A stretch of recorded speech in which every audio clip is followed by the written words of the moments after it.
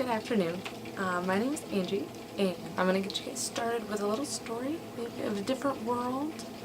Imagine yourself as a teacher, and you have students, and they're great students, and you're working your butt off to work with them and get their grades up and do well, and you're just using all the techniques that you learned, and you're just doing good. And at the end of the week, though, the parents get to decide what you get paid.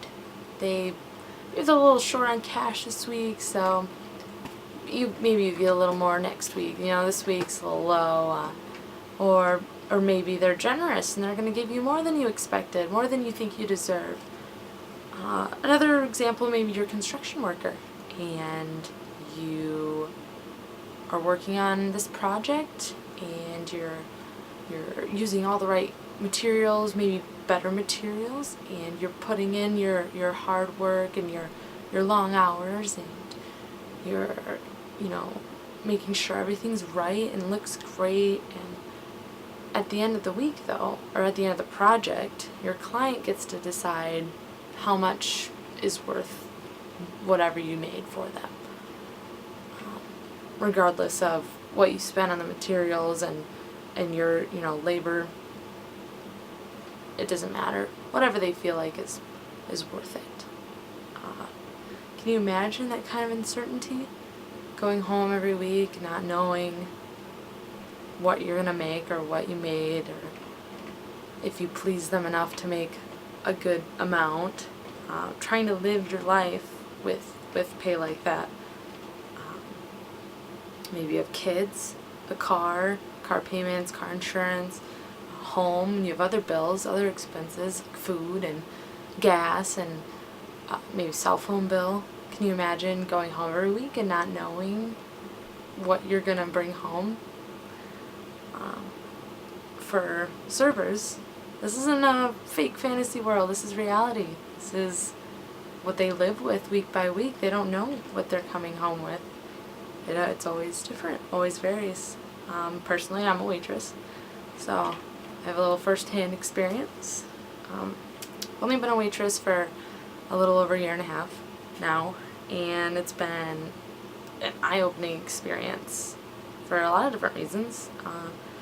Waitressing seems like it could be an easy job. You take orders, you put them in, and you bring the food out, right?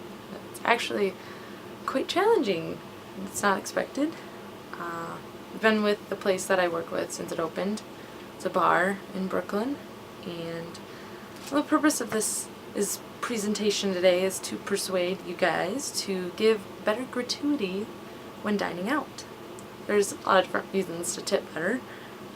Consumers should give a better tip or gratuity to waitstaff to ensure prompt service, to ensure an understanding to the staff that things can go wrong and it's not always their fault, and to ensure a paycheck for the waitstaff. To ensure promptness, I use quotations because I read it's called like a journal entry, or not a journal entry, but a paper. According to Lee Wang, wrote the paper. He is a member of the University of Nevada, Las Vegas. He said tipping or gratuity, the history of it's not really known very well, but they can track it back to around the 1800s in England, and at coffee houses and inns they would have a box on the counter and there would be an acronym on it, TIP, and it was to ensure promptness. And so tipping kind of started as like a status thing, like, hey, I have this money, like you're going to give me quicker service because I have this money I'm giving you. So it's to ensure promptness. Later, it became an incentive because people would, they would want that more money, so they would, be better or they would be more courteous, more grateful for those tips, so they would do a better job, I guess.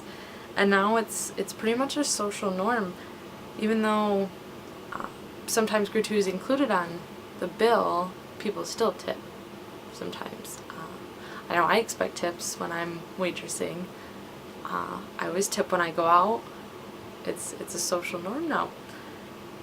Another thing to remember is that waitresses or waiter servers they remember people. I know if I get a really bad tip that I remember that person, and if I were to see them again, I wouldn't really want to, I wouldn't have that incentive to try my best with them if I know I'm not going to get a very good tip. Or on the other hand too, if I receive a really good tip from somebody, next time they come in, I'm going to want them to sit in my section, and I'm going to pull out all the stops for them. And it's a good incentive. But sometimes whether or not the waitstaff does a good job isn't their fault. There's a lot of outside factors that can contribute to a dining experience that the waitstaff has no control over. Some prominent examples are call-ins. When somebody calls in, says they can't come into work, and at the last minute, so nobody can come help, and everybody's understaffed, and you get more tables, and you can't give enough attention to people that you want. Maybe sometimes the kitchen screws up an order. I know how we do it is we take an order and we have it in the computer, and we have a little button that says special function or request, special request, and we can type in something. And if the kitchen misses that, sometimes they do, and it doesn't come out right. Another is that the kitchen can't keep up. I know Saturday nights right now at our restaurant, I've gotten so busy, especially now that the weather's getting nicer, and the lake people are coming into Brooklyn, and they're all stopping in at Shady's on Saturday night. We have live music, and what happens is we get so busy and people are ordering so much food, our kitchen's really small, and when the oven gets full, things take longer to cook, and you can't stick in more food because it's full, and it's a crazy hassle. People are waiting so long for their food, and the waitstaff gets the brunt of that, impatience and anger, and it's understandable. It's not our fault, and right now our restaurant's trying to deal with what options we can take with that. But yeah, another reason, maybe we have no control over maybe a needy table. It's nice to have a conversation with your server. It's fun for us too, but sometimes we need to get back to our other tables too. And sometimes it's hard because even when people keep needing, like, I need a straw, I need a napkin now, and every time you go back they need something else. Or they just want to chat with you, which is, it's fine, it's awesome, but sometimes we just need to go back around, check on our other tables, and then we can come back and chat again. But busy nights is also that same thing. We can't get to all of our tables, and we don't want to seem less attentive to our different tables, but there's just, on busy nights, that just everybody is in all different directions. We have to run, we have to remember everything that we need for other tables, and it's a lot to remember.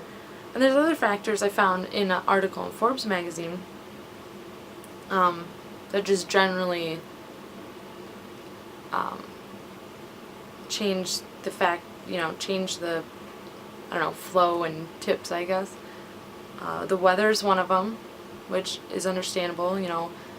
Bad weather keeps people away, and you don't get tips for that. Good weather sometimes keeps people away. If, like, holiday weekends, sometimes people want to cook out, like Memorial Day's coming up, and sometimes people stay home and cook out so they don't come out to the restaurant. The economy is definitely a big one. The economy hasn't been good lately, and it's on the rise though, so people are kind of being more generous. But when it was down in the dumps, people didn't have that cash, so they either weren't coming out at all, or they were just giving what they could, and it just wasn't a lot. Time of day too, especially at the bar I work at. Earlier in the day it's not as busy, and later in the day it is really busy. So earlier in the day you're not going to get as many tables, therefore you're not going to get as many tips. And sometimes, you know, when something goes wrong, it is our fault. And, you know, we're human. And it happens. And, I mean, it's understandable, you know, tipping lower for that. But personally, I apologize profusely. I had actually last couple weeks ago, a couple ordered a pizza, and she wanted half just the veggies and half with the chicken that came on the specialty pizza. And I totally forgot to take chicken off the one half, and it came out with the whole thing chicken, and I told her what I did, and I apologized profusely, and I offered her to have the kitchen make it for her again, and luckily she stopped me there and she said, no, it's okay, I'll just pick it off, you know, it's not a big deal. And but, you know, I was going to offer to, you know, discount it if she was upset, and you know, buy her another beer maybe. I mean, we want to do stuff for people. Just, I mean, we want to get those tips because, I mean, all these unpleasantries aren't our fault sometimes, but it's our paycheck coming home every week. That's getting into my third point here. Tips are paychecks. Personally, I have my paychecks, my pay stubs here. These are my actual paychecks that I get every week. I got $8.92. That's $8.92. $10.04. $7.51 on this one, and $7.39 on this one. This is what I get every week from the restaurant. $7.39. That is obviously not enough to go for a whole week. And that's how all my paychecks have been, around $5 to $10. And I mean, that just proves right there that everything